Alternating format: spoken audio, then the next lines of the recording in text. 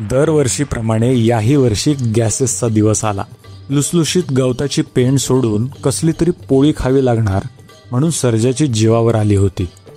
काय दळभद्री चव असते त्या पोळीला. कशी खातात ही 2 पायांची जनावरं काय माहीत. गोड का खोड म्हणतात वाटते त्या चवीला. मालकीणबाईलाही कळायला पाहिजे की नाही. इतके वर्षे इमाने इतबारे सेवा करतोय, पण हा दिवस आला की त्या पुरण की चुरण पोळीमुळे पोट नुसते जड होऊन जाते आणि मालकीणबाई म्हणते की सर्जा हा तुझा दिवस बरं का. मालकीणबाईच्या प्रेमळ स्वभावामुळे एका दिवसासाठी पोटात होणारे गॅसेस सहन करायला काही हरकत नाही म्हणून सर्जा त्याविरुद्ध कधी काही बोलला नाही. बाजूचा राजा मात्र मस्तच ती पोळी एन्जॉय करायचा. याचं सर्जाला नवल वाटायचं. यावेळेस मात्र सर्जाने न राहून राजाला विचारलंच, काय रे राजा, आता आज ती पोळी तुला देणार आणि तू मिटक्या मारत खाणार, कसं बरं जमतं तुला. राजा त्याच्या डौलदार शिंगांना सर्जाकडे रोखून पाहायला लागला आणि सर्जाच्या चेहऱ्यावरचे निरागस भाव पाहून त्याला हसूच फुटलं. सर्जा म्हणाला, अरे हसतोस काय बावळटा, सांग की खरं, तुला नाही होत का गॅसेस ती पोळी खाऊन. राजा त्याचं हसू आवरत सर्जाला म्हणाला, पुरणपोळी म्हणतात त्या पोळीला. आपल्या बैलांच्या जातीचा सण असतोय आज पोळा. ही मराठी मंडळी पोळा म्हणून आपल्यासाठी खास पुरणपोळी करतात. हे बैलांसाठी सण करणं हजारो वर्षांपासून चालत आलंय. एवढंच काय, आपण देव होतो एकेकाळी आणि ही 2 पायांची जनावरं आपल्याला त्यांच्या राजापेक्षा जास्त मान द्यायची.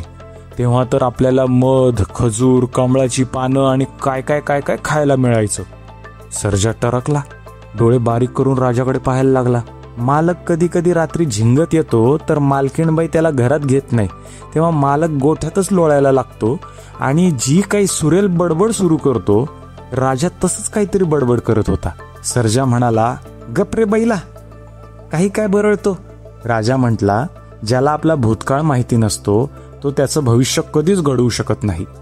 सर्जा म्हटला, अरे बैल बुद्धी, 2 पायांच्या जनावरासारखं काय मिळमिळीत बोलतोस, जरा बैलासारखं शिंग रोखून बोल.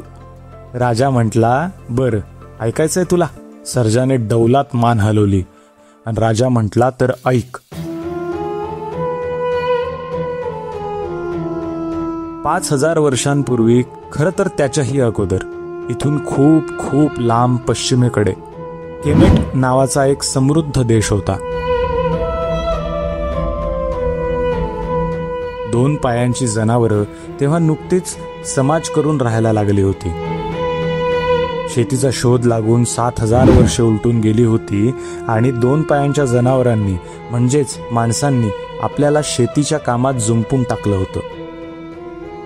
या केमेट नावाच्या देशात मात्र या माणसांची संस्कृती बहराला आली होती.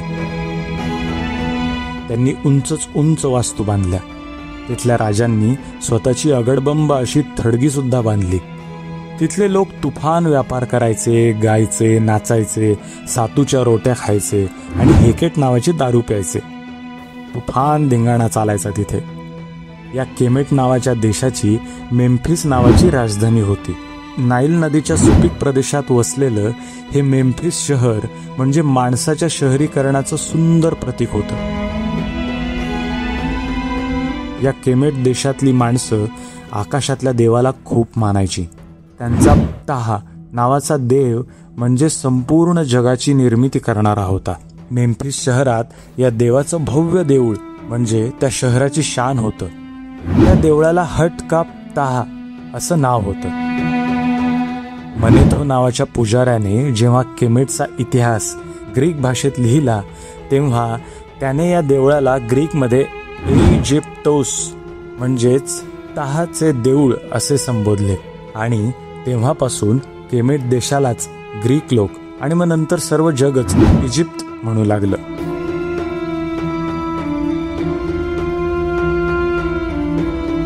या ताहा देवाचे प्रतीक म्हणजे आपण होतो.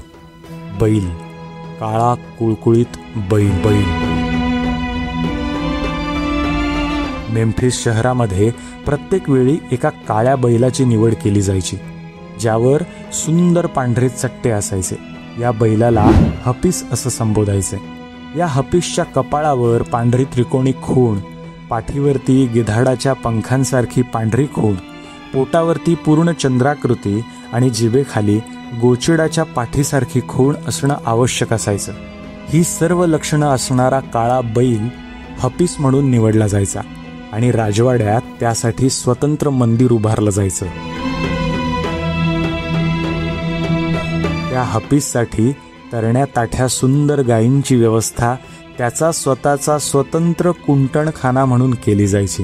ही हपीस देवता सृजनतेचं, शक्तीचं आणि प्रजनन क्षमतेचं प्रतीक होती. सर्व महत्त्वाच्या गोष्टींसाठी हपीसचा कौल अंतिम मानला जायचा. केमेटच्या म्हणजेच इजिप्तच्या लोकांसाठी हपीस हा सर्वात मोठा भविष्यवेत्ता होता. त्याच्या मानेच्या डोलण्यावर मेम्फिसकरांची आयुष्य डोलायची. हाथोर नावाची मातृत्वाची, प्रेमाची देवता या हपीसची आई मानली जायची. या हथोर देवतेला गायीच्या स्वरूपात सुद्धा मानलं जायचं. या देवतेची खूण असणारी सूर्यासमान गोल चकती हपीसच्या सुद्धा शिंगांच्या मध्ये दर्शवली जायची. हपीसच्या आईने त्याला दिव्य सूर्यकिरणांच्या मदतीने जन्माला घातला आहे असं मानलं जायचं. हपीस हा सर्व मेम्फिसवासियांचा आवडता देव होता.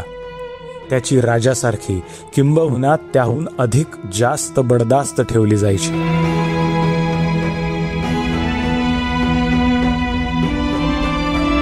सोन्याच्या माणकांच्या आभूषणांनी मढवून त्याची संपूर्ण मेम्फिसभर मिरवणूक काढली जायची.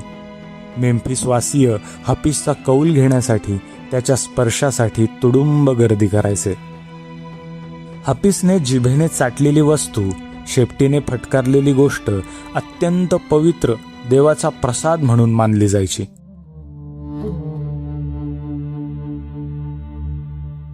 हपीसच्या मृत्यूनंतर त्याच्या प्रेताची अतिभव्य मिरवणूक काढून त्याच्या मृत शरीराची ममी बनवून पिरॅमिडसारख्या वास्तूमध्ये पुरली जायची. अगदी इजिप्तच्या राजांसारखी, त्यांच्याच थडग्यांच्या बाजूला. संपूर्ण मेम्फिस आणि इजिप्तमध्ये हपीसच्या मृत्यूचा दुखवटा पाळला जायचा आणि मग सुरू व्हायचा शोध नव्या हपीसचा. नवा हपीस सापडला की पुन्हा मोठा जल्लोष सगळ्या मेम्फिसमध्ये साजरा व्हायचा, अगदी एखाद्या सणासारखा. त्यापुढे हा पोळा काय चीज, राजा अगदी खुलवून सांगत होता आणि सर्जा अगदी भान हरपून ऐकत होता. सर्जाला आपण हपीस असल्याचा भास होऊ लागला होता.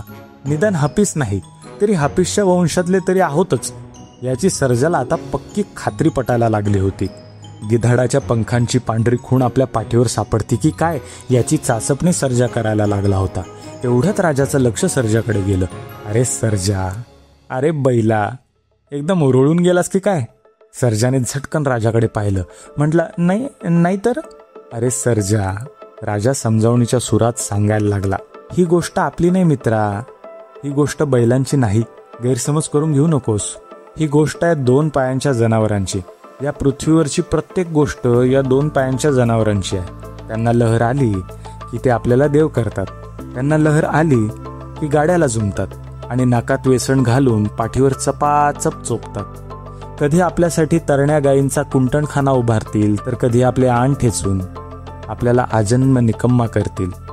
या 2 पायांच्या जनावरांचा काही भरोसा नाही मित्रा, उरळून जाऊ नकोस. आपण सगळे त्याच्या गोष्टीतली पात्रे आहोत. त्यांची गोष्ट संपली की आपण संपतो.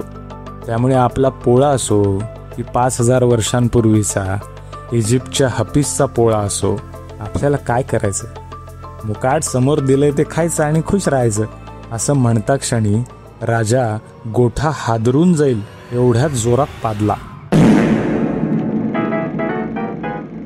आणि म्हटला, हे बघ, अशी पचवतो मी पुरणपोळी.